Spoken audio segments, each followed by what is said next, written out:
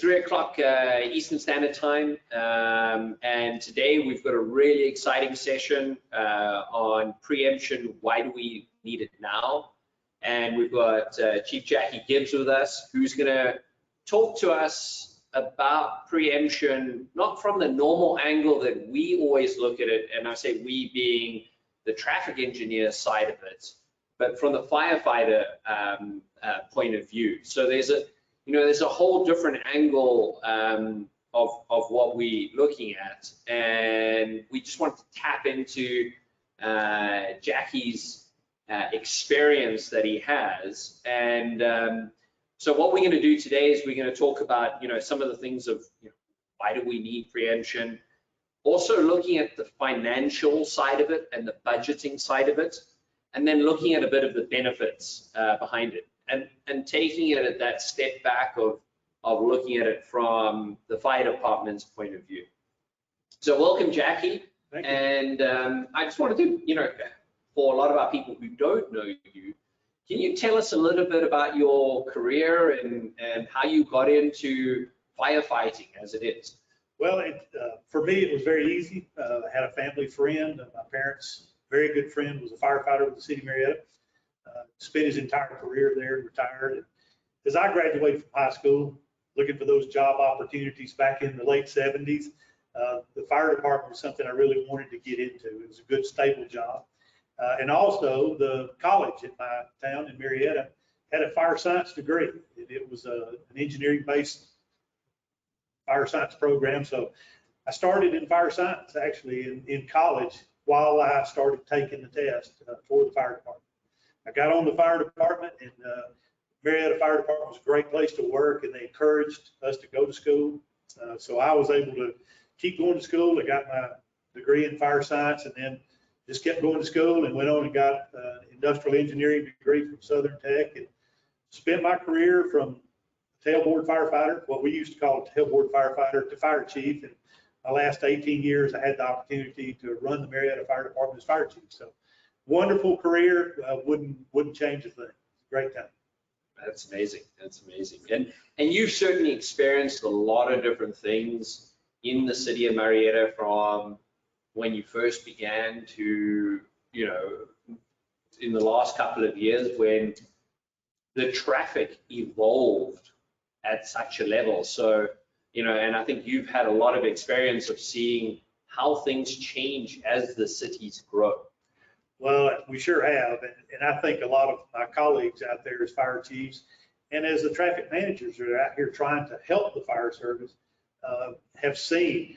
When I said tailboard firefighter, that's what I actually did. I rode the tailboard, and that was really risky business, and that's the way the fire service has changed. And for my colleagues out there on the web, this traffic technology is something that can make a huge difference in the daily lives of your firefighters and in the public's life, in our impact as emergency services on the public. We used to ride the tailboard. We don't do that anymore. We ride belted in a cab, because we've learned the hard way that was terribly unsafe, and it's better for our firefighters to be in the cab and belted in. It saves their lives. And I can tell you from my standpoint and from what we installed the system in the city of Marietta, this traffic system will save lives as well. Not only your firefighters, but it's something that you can do as a fire chief for the public to make their daily life safer and reduce the impact that the fire service has when we have to run emergency to serve someone's needs. This preemption device and the preemption on our traffic signals is probably one of the biggest safety improvements for technology that I've seen, because it helps not only the firefighters, but it helps the public. So, when you talk about it, you've obviously had a lot of experience with preemption, because you started some of the preemption systems a long time ago. Does preemption actually work from a firefighter's point of view? It absolutely works, and the system improvements that have come along over the years have just made it even more than it ever was when we first started. It was difficult sometimes with the maintenance on the systems and that sort of thing.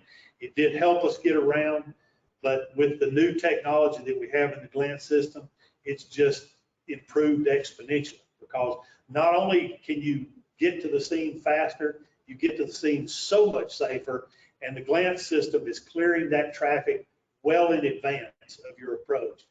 And then after your run is complete, you've gone out and you've done your job, the emergency's over, now you have data. And the fire chief has data to work with to help them with their future budgets, to help them respond better to the public, and also to satisfy one of the goals that most fire chiefs have, and that's community risk reduction. We're out actually trying in the fire service to reach out and to do a better job with our public and reduce risk across the entire community. And so it solves so many problems. It helps the fire chief do their job in their community so much better. So when you say reducing risk, is that because it's safer for the vehicle to drive through the traffic signal? Is that the risk side of it? Everything about the emergency response is safer using the glance technology.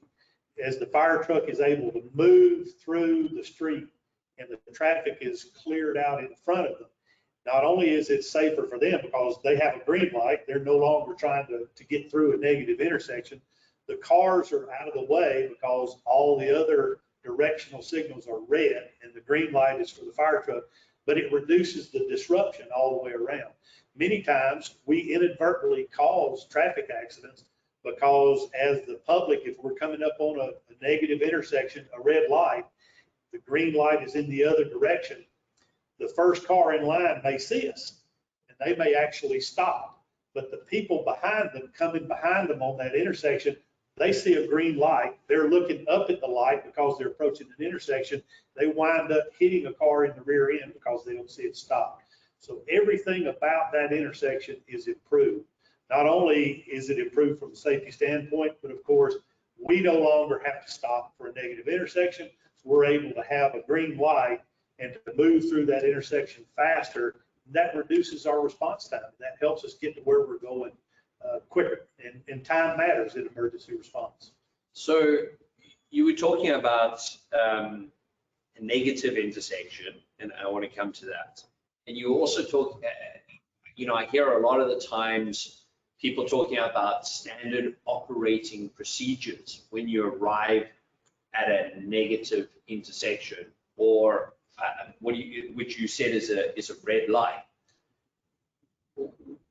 Is it the same standard operating? Do you have standard operating procedure for that situation and for when you arrive at a green traffic signal? Because sometimes when you arrive at a green traffic signal, the person needs to turn left.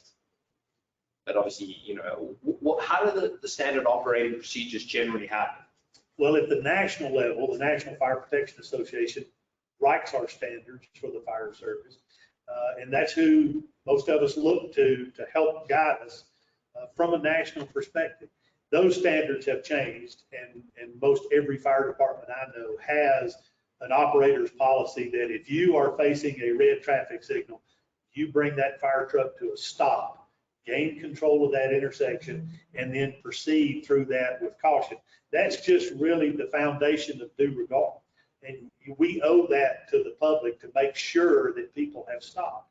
Even in our best efforts, even with that policy, fire trucks have still been struck because someone coming back in the flow of traffic doesn't understand why the traffic is stopped in front of them and either goes into a turn lane and goes around the cars that have stopped, which I've actually had my fire department experience.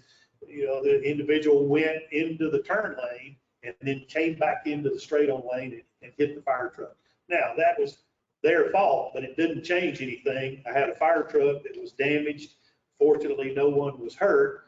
A fire truck out of service, and they had to respond to another truck. So it disrupted everything because they saw a green light, and we were doing everything. The fire apparatus operator did everything correctly.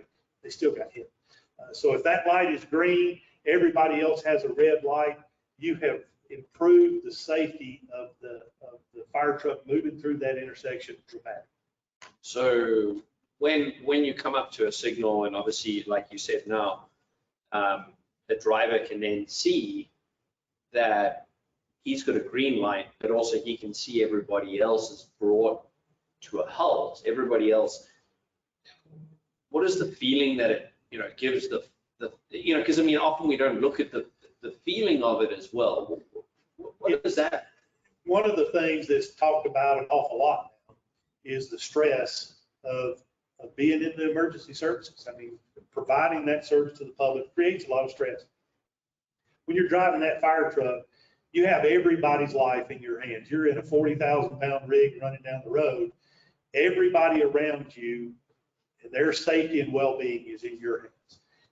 And so knowing with this glance system that all of those other lights are red and your light is green, and it's going to be green, and you're going to see that green light well in advance of you arriving at the intersection, and you're going to see that traffic flow out from in front of you.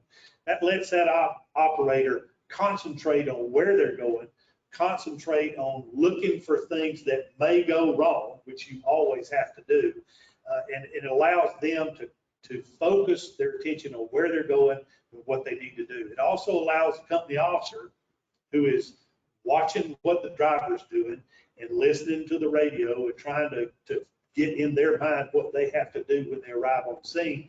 It allows that company officer to focus in on the response that they're going to and get their tactics and strategy in their mind in advance. So it makes a huge difference to the operator to be able to settle down, know that they're going to have a good, clear path, and that confidence that now always things can go wrong. And that's why we always encourage apparatus operators to drive the lights, and you drive the traffic in front of you. You never know when a pedestrian is going to step out or a cyclist is going to come from a different direction. So that never changes, but it's amazing the difference in the cab of the truck when you ride along and you see those lights go green and they're just able to ease through, go in and concentrate on their call. Makes a huge difference. Because I mean, I can't imagine actually what goes through the mind of everybody there, because traffic, we only think of the traffic side, but obviously there's the side of what you said. They've got to think about where they're going to and how they're going to react, and traffic's a major distraction, and also can put people, when traffic is very negative and it's very difficult to get there, people are already in a negative situation when they're arriving on scene, which is not what we want. No, it's not. And for apparatus operators, they're hearing the radio traffic as well. They know the type of call they're going on. And if those calls get worse and things on the scene, if they're the second or third new truck, they know that things are getting exciting on the fire scene and they need to get there. Having that traffic in their way can be very frustrating. And them knowing that they have a good, clear path can make a huge difference in their response. So why should a department start doing preemption now? Well, I think especially now that we're facing such critical budget times, the world we're in has changed completely. I think there are many fire chiefs out there that had fire stations in the future. They were looking to add a fire station because they had a territory or an area of their city that they were having trouble. It was taking a long time to get there. Preemption can buy them time at a far reduced cost, that they can get their fire equipment to the emergency scene faster and more effectively than they could in the past. And it may give them an opportunity to get better service to their customer without having to bite the complete bullet of a fire station. Okay. So in other words, what you're saying is the cost. I mean, I actually don't know that. What you're saying is the cost of a fire station is far more expensive than putting in a preemption system. It's dramatically more expensive. The other reason you want to do, in my mind, you want to do preemption now is because just think of the impact on your department with an accident. You have one fire truck get hit, and that fire truck is out of service for a long period of time because it's been damaged. Also, the damage to whoever got hit from the civilian side of it, potential injuries, and the cost of all of those things are really high. You have a fire truck out of service, that means one of your reserves has to go into service as a frontline piece. Most of us, frontline vehicles were our reserve vehicles, used to be frontline, and now they're reserve. Well, they're moved into reserve because they're older, have lots more miles and time on those vehicles, so they break down more. They take many more hours in the shop to keep running. So now you've got a reserve piece that's reserved for a reason, and now you're having to use it as a frontline piece. And if the wreck is bad enough, you could be offline for an excess of a year because it takes that long to order and get delivered a new fire engine. So the impact of an accident is far too great to risk, in my opinion, when you can do something that improves the safety and improves your response time at a fraction of the cost. So where should a fire department start with all of this? In my mind, they need to start with their traffic department. As a fire chief, sometimes we don't think about our friends over in the traffic department because we don't necessarily interact with them all the time. I was so fortunate to have a traffic engineer in Marietta that was on top of the game. We had a preemption technology that wasn't working for us. It was very labor intensive. It took a lot of time and cost. He started looking for other things, and he really helped us get our system justified. We created that partnership because we could help multiple departments. It just made sense for the city when it would make a huge difference for the fire department, but it was also make a huge difference for the traffic engineers. It helped that department as much as it did us. So it was a win-win for a bunch of the city to put our system. So we had the iATL today, and for everybody on the call, that's the Infrastructure Automotive Technology Laboratory, where a lot of the testing happens in terms of fire apparatus testing to make sure that everything gets green lights, but also connected vehicles so that they can communicate to the lights. Can we take a little stroll on here and just explain to people what goes into a vehicle and what goes into a traffic signal? Absolutely. All right. So everybody, you're going to get moved around a little bit and you get a little bit of a shake, but forgive me for not being a super steady arm. So we're going to walk down here, and we're first going to look at what's in the vehicle of a emergency vehicle. And there's a little device over here, which you'll see is the device that goes inside of the vehicle. Now, this unit at the top is what goes inside of the actual vehicle. And this is a little test box over here. It's got a bunch of switches that you can simulate everything. You also see the cellular antenna and the GPS, the 900 megahertz radio antenna, and that obviously communicates to the traffic signals.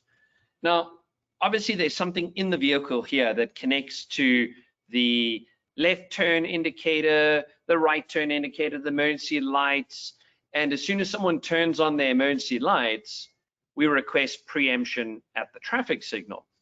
But Jackie, do you want to just take us through, how, we obviously have this piece of equipment that's in the emergency vehicle. What should we be showing the driver of the emergency vehicle? Well, that's one of the things that I think makes the glance system superior. You don't have to show the driver anything. The driver in the fire truck needs to concentrate on driving the call. They have the lives of everyone that's around that fire truck in their hands. We want to give them a clean situation where they have the confidence that when they cut on their beacon rays and they start on that emergency call, they don't have to do anything. They can focus their attention on the traffic, knowing that they're going to have green lights, knowing that the other directions are going to be red. They can focus their attention on where they're going. They don't have to worry about anything to do with the system. Use your turn signals. Tell us which way you're going. We're going to flush that traffic in advance of you. If you need to turn left, we're going to flush that traffic around that corner, around that building, through those trees. It's not going to make any difference at all. You're going to have green lights when you turn that corner. And that's what we want you to focus on. Drive the traffic. I think that's a great, and that's part of, obviously, as you're saying, standard operating procedures and so on. So these are different traffic signal cabinets. This is a 332 traffic signal cabinet, and the traffic engineers understand that. This is our unit over here that's in the traffic signal cabinet that goes in and connects into the preemption, the preemption inputs onto the traffic cabinet. It does a hell of a lot of other things. This is also over here a NEMA style cabinet, and you'll see there's the traffic signal controller, and there's our unit over here. And there's some wiring that happens in the traffic signal cabinet to wire it onto the greens, and it does a whole bunch of other monitoring and communications that obviously makes everything a lot easier for the traffic department. And I think one of the most unique things behind it is it gives a benefit for the traffic department because they can monitor what's happening in their traffic signals, and it gives a benefit for the fire department. And all previous preemption systems only benefited one party, the fire department. Right. And the traffic department would have to maintain all of this. So often there was a bit of animosity there between, the traffic department that's, maintaining and doing all the work for this to give the fire department green lights. And what we found is that now it's actually bringing the traffic department and the fire department to the table together, where both people are getting a win. And that's the thing, that's the other thing that's so impressive about the lab here. If a fire chief and their traffic engineer need, they need that backup, they want to learn about how it's going to integrate with their system, you can come here, or you can call Applied Information, and you can walk through these things and be sure that your system is going to work with whatever you have in your traffic department. They are going to get that benefit. They're going to get what I like to call the smart cabinet. And for our traffic folks in Marietta, it made a huge difference in our ability to serve the citizens because we had smart traffic systems that they knew were operational, they knew they were functioning, and if there was a problem, they got an instant message that told them, hey, there's a problem and we need to go take care of it. Made a big difference for the city.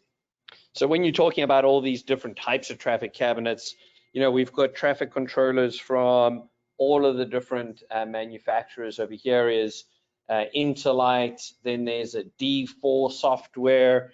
Further along here is a peak traffic controller, NASTEC or TrafficWare controllers. And then on the other side, we've got even more controllers from Siemens, Econolite, even Econolite EOS software, which is their newest software. So we've got, traffic controllers from all of the different manufacturers here that allows us to actually test everything. And I think that's actually a key aspect behind all of this, is that whoever's actually doing, emergency vehicle preemption or connected vehicles, any of those kinds of technologies, they know that it's going to work with the equipment that they actually have now. So I think that's a really key thing to, bring to the conversation, is that no matter what kind of system you have within your city, it will work with the Glance preemption system. I've got a question for you. So where should someone start, on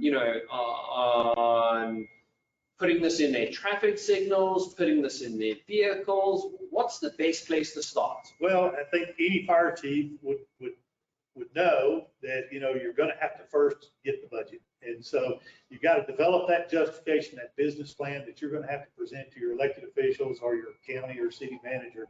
So I formed those partnerships. I'm going to go get my traffic engineer.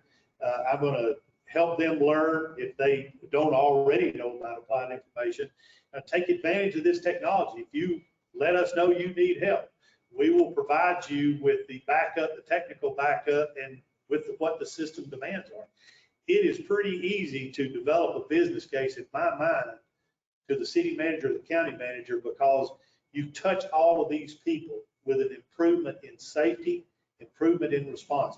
There are many communities that are being criticized because of their response times have been going up because of the way we design our roads. They have, streetscapes, and these sorts of things are really pretty, but they create a trough that the traffic is trapped in and they really can't move in. And so your response time continues to go up. This gives you something that you can invest on city or countywide. You can put this system in, you can make a huge difference in your response time, but you can make a huge difference in safety and in the flow of traffic. This system benefits the flow of traffic. It helps the citizens because they don't have that disrupt when they're driving and they're sitting in traffic. They don't have that sudden, oh no, here comes an emergency vehicle, I've got to do something. It helps soothe that, is what I call it, or smooth it out, because all they see is they got a red light. And by the time they figure out, here comes the fire truck, they're just sitting at a red light, fire truck goes by, they wait, their light turns green and everything moves on. So I think it makes a huge difference just in the daily lives of the citizens we're supposed to be helping. And it gives your city manager or county manager something that they can look at, present to the elected officials and say, not only are we helping our traffic department, we're helping our fire department, but more than that, we're helping our citizens. So you said, and I know that this is one of the frustrations behind emergency vehicle preemption. You were saying, as the emergency vehicle goes through the traffic signal, everybody sees them go through, and now they know why they were all brought to a stop. Correct. But I know, there was frustration with the older system that you guys had, was your vehicle would go through and then the light would still be red for them for another 15 seconds. Right. And that's the beauty of this system. When that fire truck, because this is a GPS-based system, when that fire truck clears that intersection, that signal goes back to doing what it needs to do.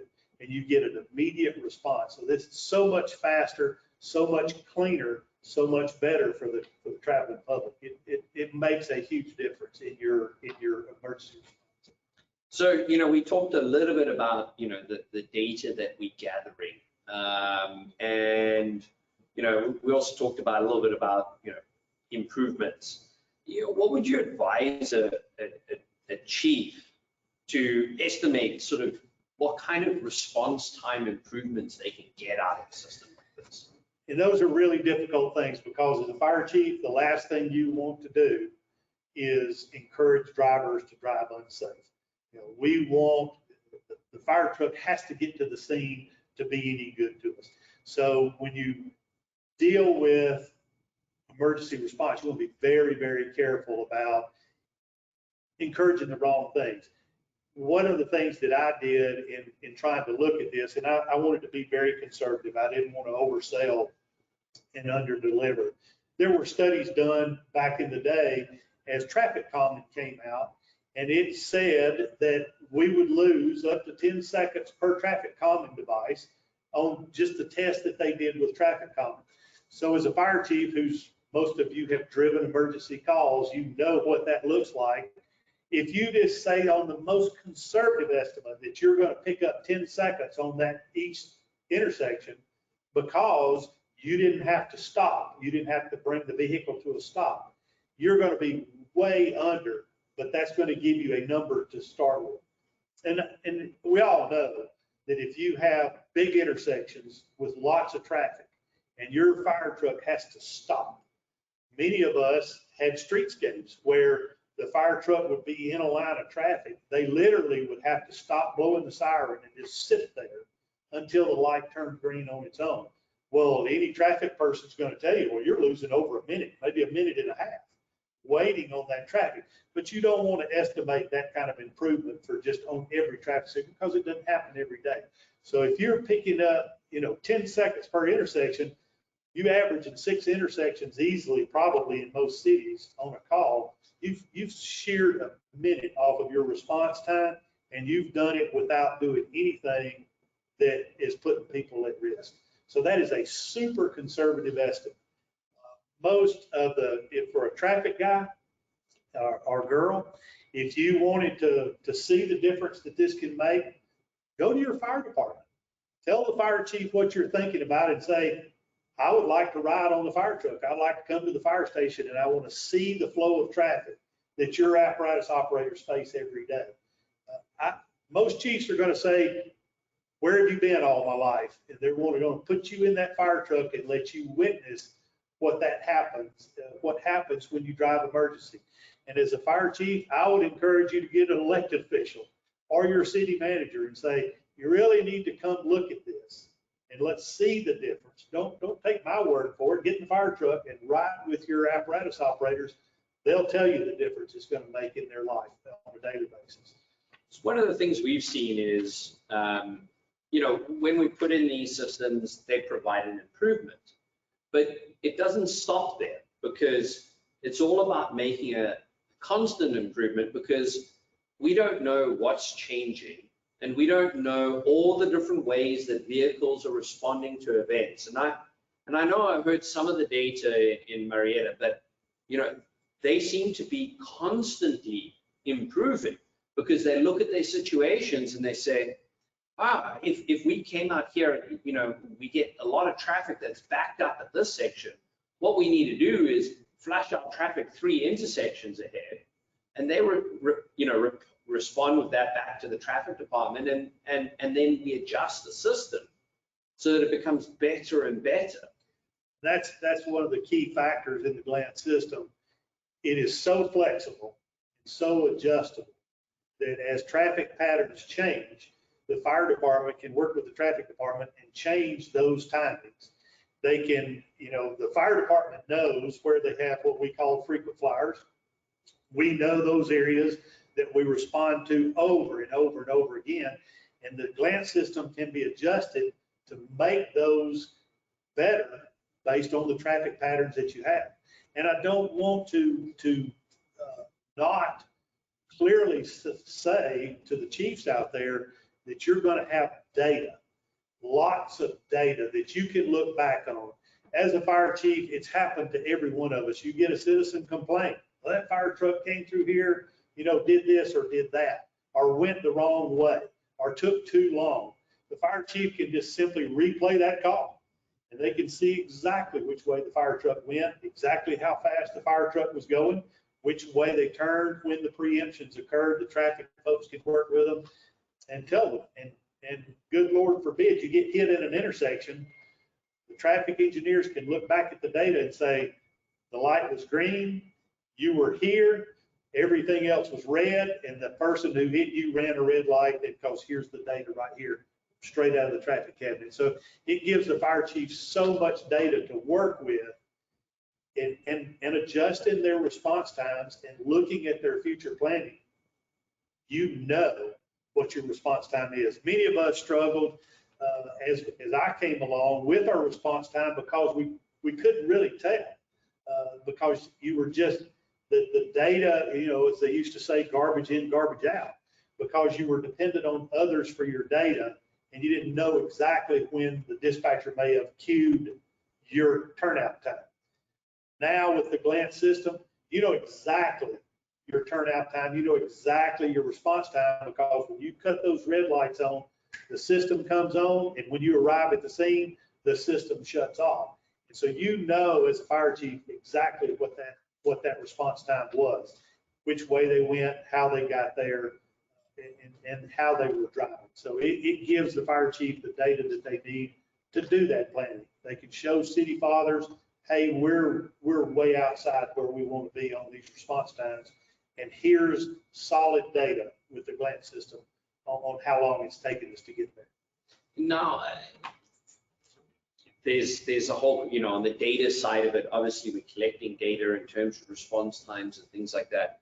And there's insurance, I believe, is tied to the class of the fire department, and that's often also tied to response times, among other things. Right. How does that affect the actual amount of money that companies are paying for and citizens are paying for their insurance?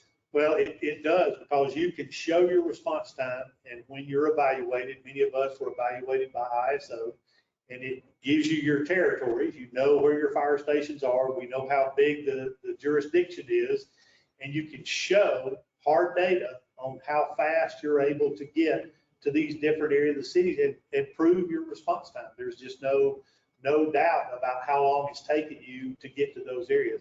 So it gives you a solid performance evaluation of how are we doing with our community. If people say, well, you know, I had to wait too long on the ambulance, if you provide ambulance services, you can actually show how long it took for that ambulance to get there. And the other thing with preemption to mention at this point is, for the fire department, we go somewhere many times and we provide service at a location. Our ambulances, if we're in the EMS business, they have to run out and then they have to run back in. So their response time has to go back to the hospital as well. So if it's those calls where they're really bad calls and they're running emergency back in, they get a huge improvement on their response time going back to the hospital. And those are life-saving minutes on those EMS calls. As I was coming through as a fire chief, people would sometimes ask, well, you know, you saved a minute on your response time. A minute is really not that much. That's a good bit of money, you know, to save 1 minute on the response time. And I would always ask them to just hold your breath. If you want to know how long a minute is, hold your breath.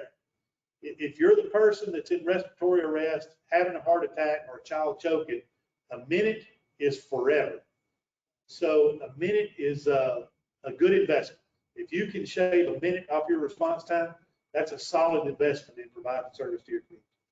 And I think everybody has experienced those situations where time is critical. And when you are in that emergency situation, 1 minute feels like 10 minutes. It can be forever. It feels like forever. So, you know, when you're improving it by that amount of time, you know, to me, it's just critical.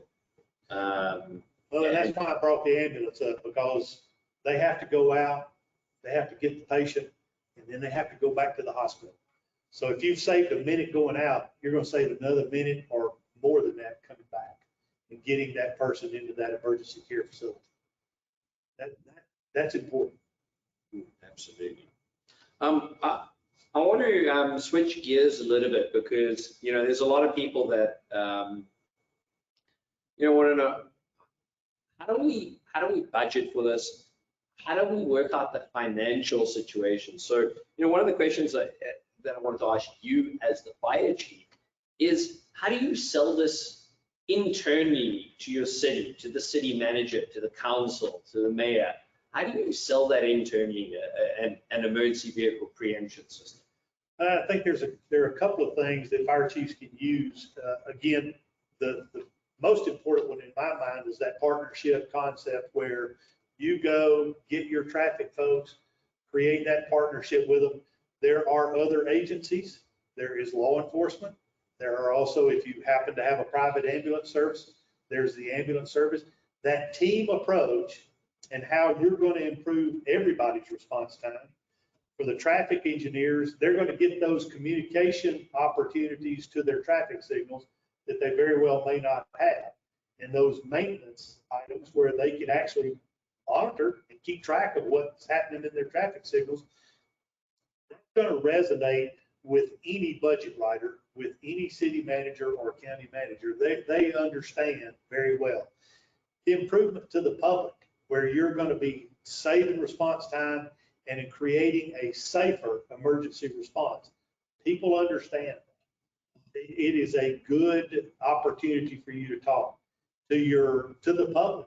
If you're a fire chief that's interested in community risk reduction, that is one of the 5 E's, is emergency response in community risk reduction, that gives you the connection to the public. So it gives you other budget pools. Just in my situation, I had my capital budget as the fire chief that I would justify every year to my elected officials. But in many times, the traffic department has special purpose taxes, special purpose local option sales tax in Georgia is what it was called. And we were able to get some funds from there. So we had multiple departments, we had multiple budget items. But I think fire chiefs also know the importance of the safety to the fire crews. We've had an issue in the years of firefighters being killed in the line of duty. And the number one was typically health and wellness. So we spent a lot of money on health and wellness, and we worked really hard and made some really good improvements in that area.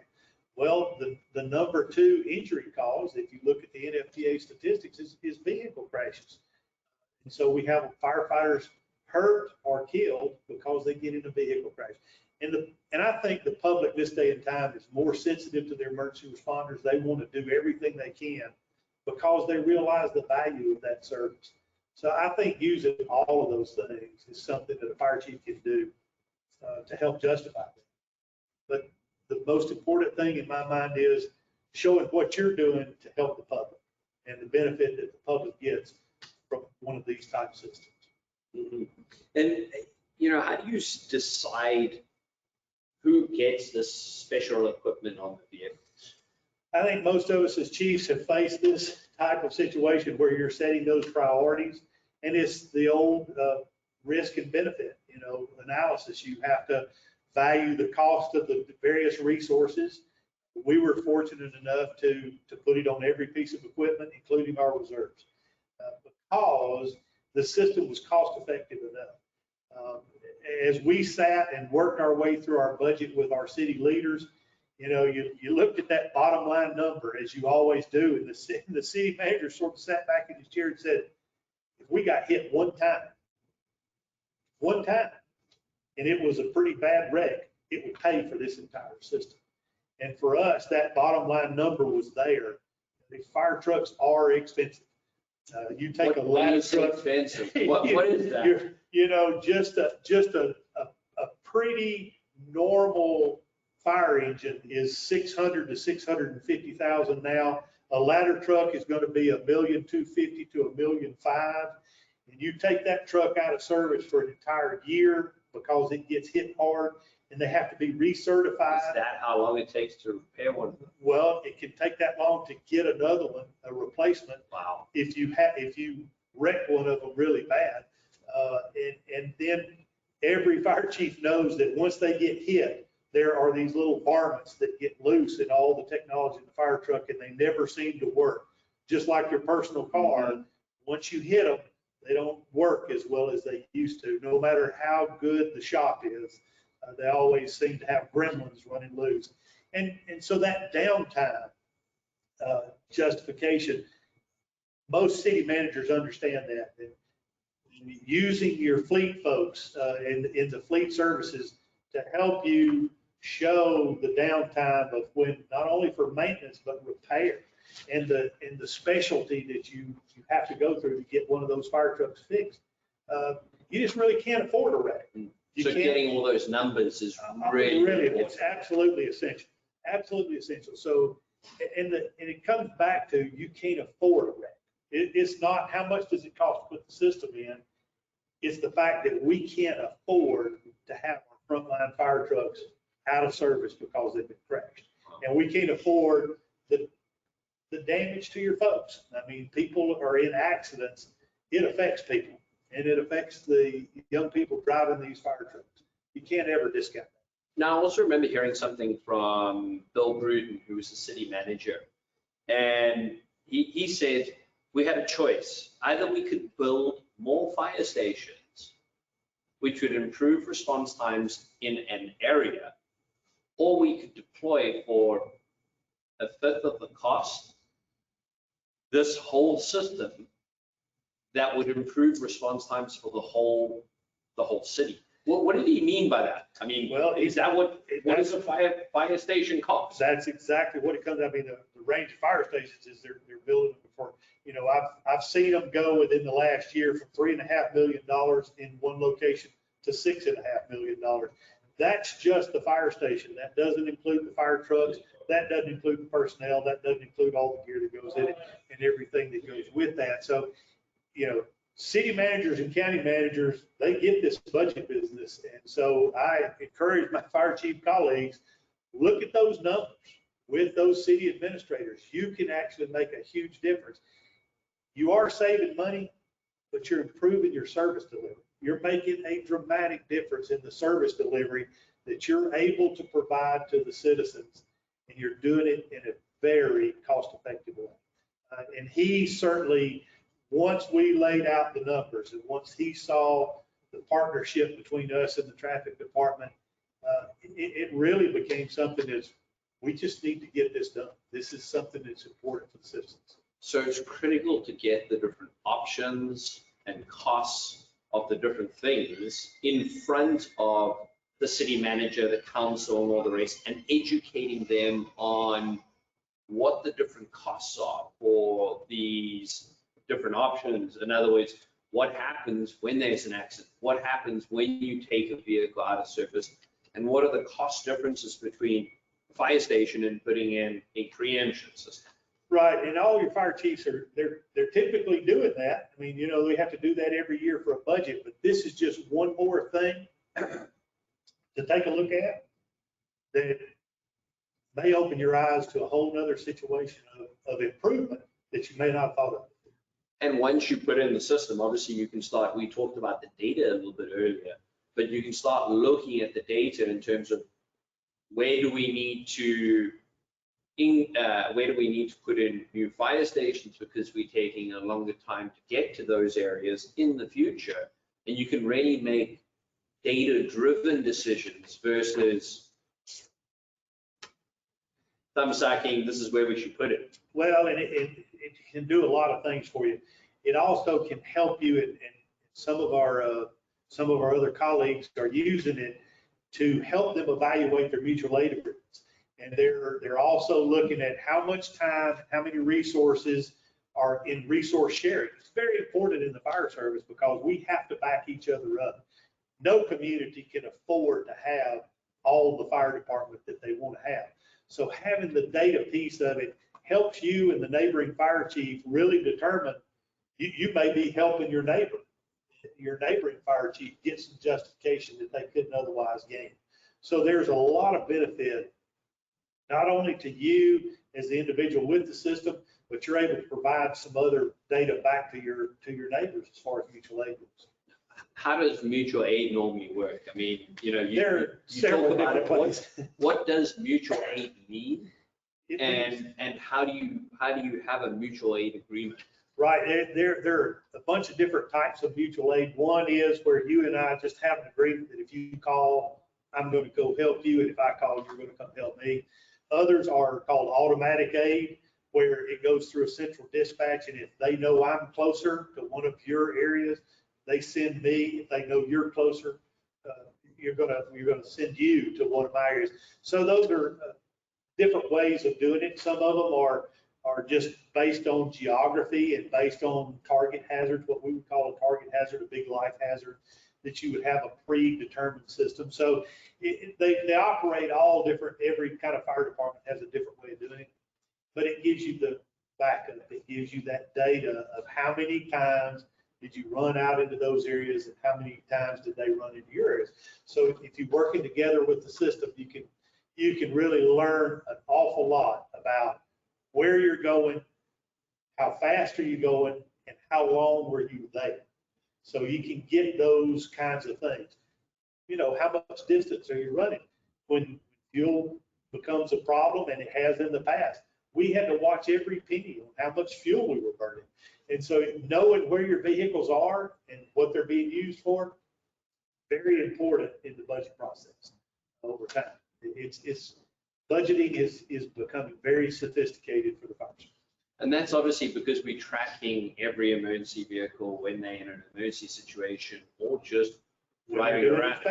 When they're doing inspections, or they're doing hydrants, or they're doing territory familiarization, it gives you information about where your units are and what they're doing. During an emergency, it can also help you deploy resources because you know where your vehicles are. And you can use it in the emergency management area to determine, okay, I want to shut down some of this area. I know I got a lot of calls here, but I know they're not critical. So we're going to hold them, and you can redeploy assets because you know exactly where they are all the time. So for emergency management, it can give you a lot of resources. And we were talking about, response times with mutual aid calls. And I remember one of the cities come back and say, well, they were doing a lot of mutual aid calls, and their average response times were showing up in 7 odd minutes. And we did some algorithms in our reports that looked at everything within their city limits and then everything mutual aid calls. And it showed that actually their city and their fire department's doing really well with an average response time of 3 minutes. Now, how does that, when you're reporting back that information for ISO, if you report back a 3-minute response time versus a 7-minute response time, how does that affect it? Well, it's going to get their attention if they're looking at that thinking that you're running 7 minutes inside your territory. That's going to gain their attention. It also, with mutual aid, many times jurisdictions, and it's based on what they do and how they do things. There may be a financial transaction between the two that they, pay one city, pays another one to help them out.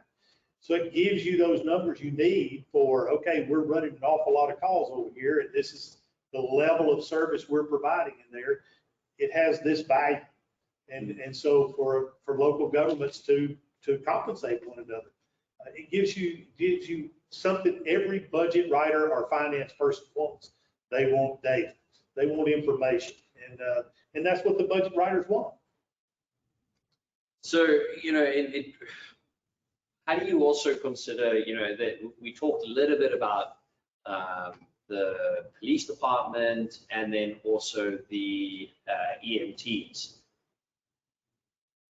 How do we decide who gets it, who gets access to the whole system? Well, that's what the fire chief gets the big bucks for. That's you're going to have, those are going to be those decisions that the chief or whether it's police chief decides, which units get the system. Now, once we looked at our numbers, we wanted it on every fire truck, and that's where we put it. And I think most departments, they may have to phase it in, but their end goal, once they see the effectiveness of the system, their end goal is going to be to put it on every unit. And it goes back to that cost benefit.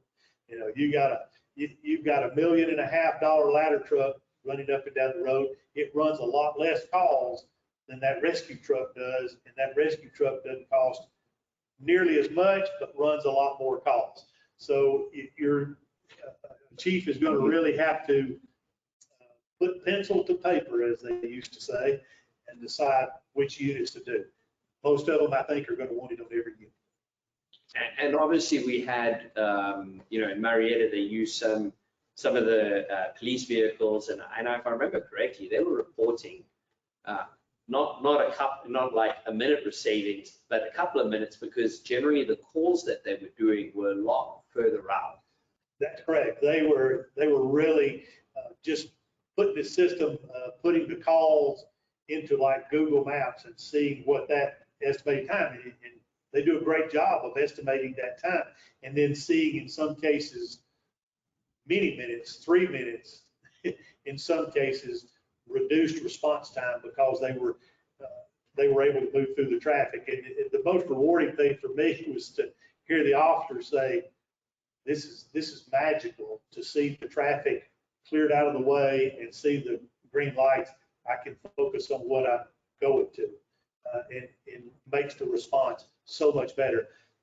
In the law enforcement community, when they really get excited is when an officer needs assistance, and that everybody's blood pressure goes up when that call goes out. You've got an officer in trouble, and for a police chief, once they see that system, I just can't imagine them not wanting it on every police car, because just the officer safety improvement in the field is dramatic.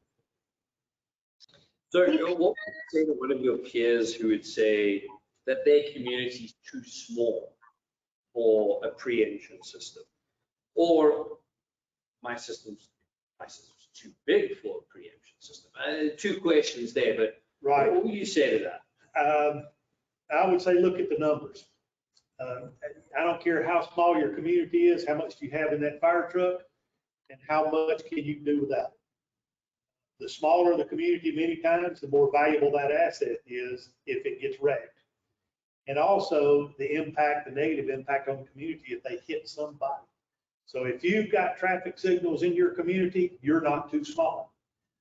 And the larger you are is just the larger you are. Yes, you have more traffic signals, you have more fire trucks, but you also are running more calls, and you also are spreading it over a larger tax base in your area. So if you have traffic signals and you want to improve your system, you want to improve your delivery of emergency services, you will want to take a serious look at preemption in your community. So we're saying that it's, saving obviously a lot of time for each of them, but obviously one of the bigger improvements is actually the safety aspect behind it. It's huge. The safety improvement, and for anyone who wants to see a demonstration, there are a number of communities across the country that have preemption, and I'm certain they would be just like the folks that I know around here. You're welcome to come into those communities and see the difference that it makes when a fire truck runs a call with a preemption system. All right. You got one more? Okay.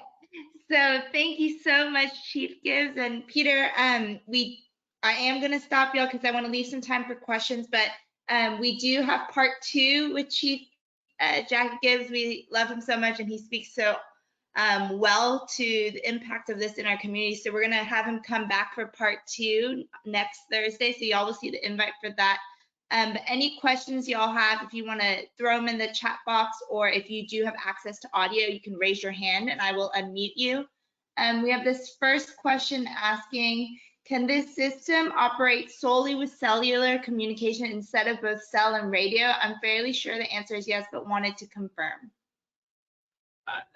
The answer is yes, but we don't ever do that. And the reason why we don't do that is specifically when you're in an emergency vehicle, there's all sorts of redundancy built into it.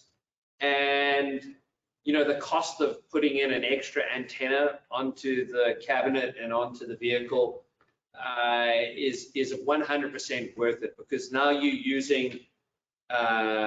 actually using radio as well as cellular. So if something happened to the cellular network or something like that, you've always got redundant radio and cell, and vice versa. So what we're trying to do with it is we're trying to reduce the risk, and we're trying to guarantee emergency vehicle preemption. And that's why we use both cellular and radio at the same time, which just makes it so much more reliable. And I think, Peter, if you don't mind, I could add, when we showed you the device that goes in the truck, and I tried to communicate, we want those fire apparatus operators to be 100% confident in that system, and to just know that all they have to do is drive the lights and drive the traffic that they see in front of them. And that redundancy is, in my mind, important for the fire service to know about, so that they do have that confidence that that system's going to work, and it is going to work, and they can move through that emergency call in the most effective manner. Very important. All right, I don't see any other questions for now. So Peter, I don't know if you had another one you wanted to ask before we ended today. No, I think we actually, we haven't gone over a huge number of the benefits that we were talking about, but we've got another session next week that we're going to go over a whole bunch of other things with Chief Jackie Gibbs. And I just want to thank Jackie for your time here, and we really appreciate the knowledge that you bring. A lot of us are all in the traffic side of it, and we haven't spent as much time with the fire department.